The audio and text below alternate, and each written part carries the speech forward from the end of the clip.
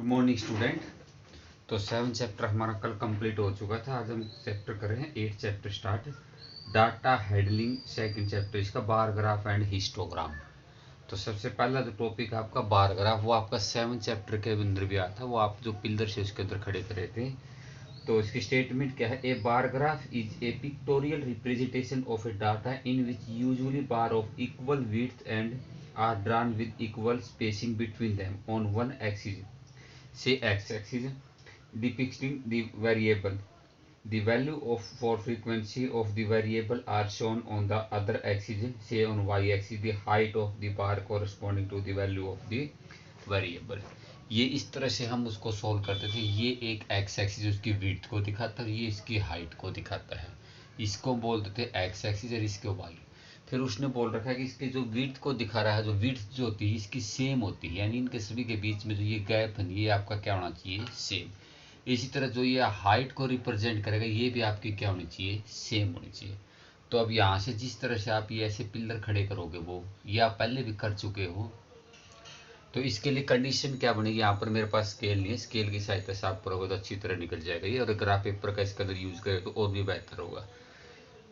ये जो गैप है इनके बीच का ये सेम होना चाहिए। इसी तरह इनकी जो मोटाई है, विड्थ है, ये भी क्या होनी चाहिए आपकी? बिल्कुल सेम हो। जैसे नहीं कि ये आपने थोड़ा ज़्यादा मोटा कर दिया, ये कम कर दिया, तो वो गलत हो जाएगा। उसके बाद ये टिक मार्क भी आप सेम हो और ये भी आपके बिल्कुल सेम होने चाहिए। वो डिपेंड करेगा कि सब के अंदर गैप कितना है, उसके अकॉर्डिंग हम इनको नंबर दे देंगे।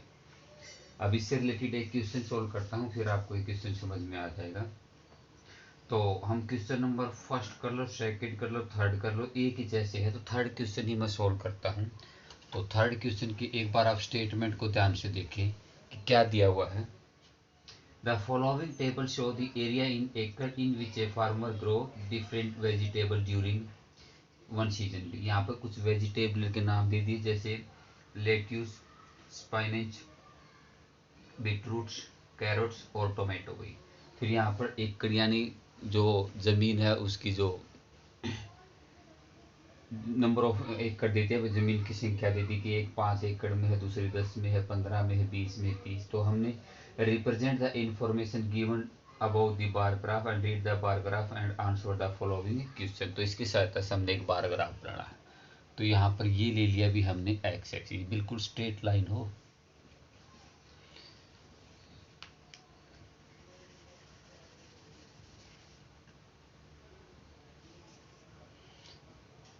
ये आगे इसकी विड्थ। अब यहाँ पर आप ऐसे गैप दे दोगे, गैप हो आपका सेम।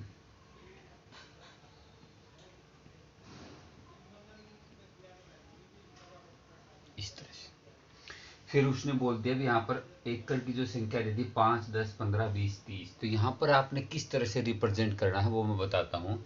सबसे कम एकड़ है 5 और सबसे ज़्यादा है 30। तो अब इनको आपने एडजस्ट करके इस तरह से एडजस्ट करना है कि हम यहाँ पर जो टिक मार्क दें तो उनकी संख्या 10 या 12 से ज़्यादा न हो। क्योंकि 10 और 12 से ज़्यादा में वो ग्राफ कम ले लिया तो आपने ज़्यादा छोटा बन जाएगा, ज़्यादा ले लिया तो ज़्यादा लेंथी और बद्दा बन जाएगा। तो आपने 10 से 12 तक आपने लेने। तो 5 और 30, 5 से 30, यानी 5-5 का आप गैप इसके अंदर दे सकते हो। 1, 2, 3, 4, 5। ये 5-5 का मैंने गैप इसके अंदर दे दिया, यानी ये रिप्रेजेंट कर रहा है 5 एकड़ को, ये 10 एकड़, ये 15, ये 20, ये 25 और ये किसको रिप्रेजेंट कर रहा है? 30। तो यहाँ पर लिख दो किसको डिनोट कर रहा है ये एकड़। फिर यहाँ पर लिखोगे आप वेजिटेबल, नीचे नीचे क्या नाम दे दोगे आप इसको? वेजिटेबल्स भी। तो जैसे यहाँ से यहाँ तक की वेजिटेबल है लेट्यूस, इसका मैं सिंबल लिख देता हूँ L। नेक्स्ट आ गया आपकी एक छोड़ के स्पाइनेच, ये मान लिया किसको रिप्रेजेंट कर रहा है अभी? S को। उसके बाद आ गया आपका बीटरूट्स, ये B को रिप्रेजेंट कर रहा है अभी। नेक्स्ट आ गया आपका कैरेट और टोमेटो, ये कैरेट आ गया और ये क्या आ गया आपकी? टोमेटो।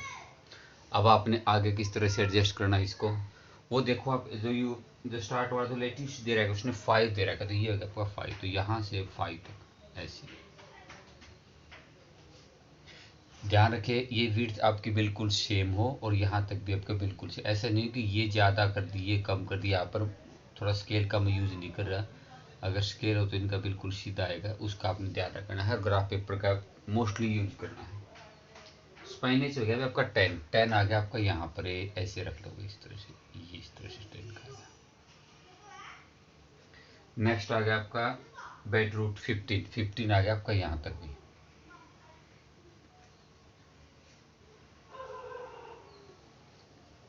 कैरेट आ गया आपका 20, 20 आ जाएगा आपका यहाँ तक भी।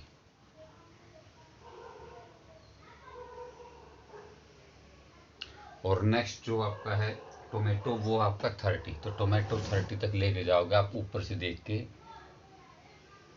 और मैं बार बार कह रहा हूँ आपने स्केल का इसके अंदर ज़्यादातर यूज करना है। यहाँ पर मेरे थोड़े ज़्यादा मोटाई और उस टाइप पड़े बन के, लेकिन आपने बिल्कुल ध्यान रखना और बिल्कुल स्ट्रेट रखने हैं। तो ये बन गए भी आपका, ये आ गया आपका लोटस, ये आ गया जो भी नाम इनके। अब इस बार ग्राफ की सहायता से इसको हमने नाम दे दिया था, ये थी आपकी एक्स एक्सिस और ये क्या थी आपकी वाई एक्सिस। यहाँ पर होता आपका 0। तो यहाँ पर तो आप जो एकड़ इनकी संख्या लिखोगे और यहाँ पर लिख दोगे आप वेजिटेबल के नाम भाई। इन हाउ मैनी एकड़ वर कैरेट प्लांटेड, आपने बताना कि कैरेट जो है वो कितने एकड़ में इसके अंदर प्लांटेड है। तो कैरेट जो है वो कितने एकड़ में प्लांटेड है, आपका इसकी डायरेक्शन में देखोगे तो 20 एकड़ तक क्या है वो आपकी प्लांटेड है।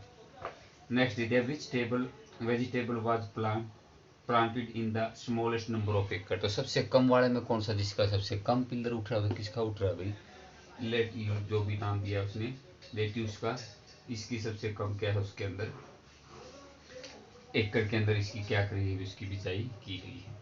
नेक्स्ट दे दिया उसने हाउ मैनी एकड़ इन ऑल वर प्लांट, यानी सभी कितने एरिया में कवर, दो सभी को ऐड कर दो। ये 30 के अंदर थी 30, और ये कितना आ गया आपका 20, 30 और 20 50, 50 के बाद ये 15 है, और ये 5 20 70 और 10 कितना हो गया 80, 80 के एकड़ में क्या होगी उनकी सभी की वेजिटेबल होगी। What percentage of the total acre of plant land containing carrot, क्या आपने बताना जो कैरेट जो है नी वो टोटल के कितने परसेंटेज एरिया पर लगाई गई है। तो कैरेट की संख्या कितनी है आपकी 20 है। तो परसेंटेज निकालेंगे हम, जो कैरेट की जो परसेंटेज निकालेंगे तो कैरेट की आपकी कितनी है 20, और टोटल एरिया कितना आपका 80, और परसेंटेज के लिए मल्टीप्लाई में कितना करते हैं 100, 2 0 से 0, 2 4 जो 8 और 4 से इसको लेस कर दिया, कितना आ गया आपका, तो 25% क्या हो जाएगी उसकी टोटल जो एकड़, उसमें 25% पर तो उसने कैरेट को ही लगाया गया है। लास्ट क्वेश्चन है what is the ratio of the number of the acre of beetroot plant to the number of the acre of spinach, यानी बीटरूट और स्पाइनेज के बीच में रेशियो। बीटरूट आपका 15 और स्पाइनेज कितना है 10, इनके बीच की रेशियो। तो जो ये बीटरूट है वो कितनी है आपकी, बीटरूट है भाई आपकी 15 और स्पाइनेज आपकी 10, तो इनके बीच की रेशियो निकाल दो। तो कैंसिल करो आप, 5 2 3 जा 15 और 5 2 जा 10, तो 3:2 इसकी आ जाएगी। आसान ही सम है। तो 4 क्वेश्चन आज आपने सोल्व करने हैं। धन्यवाद।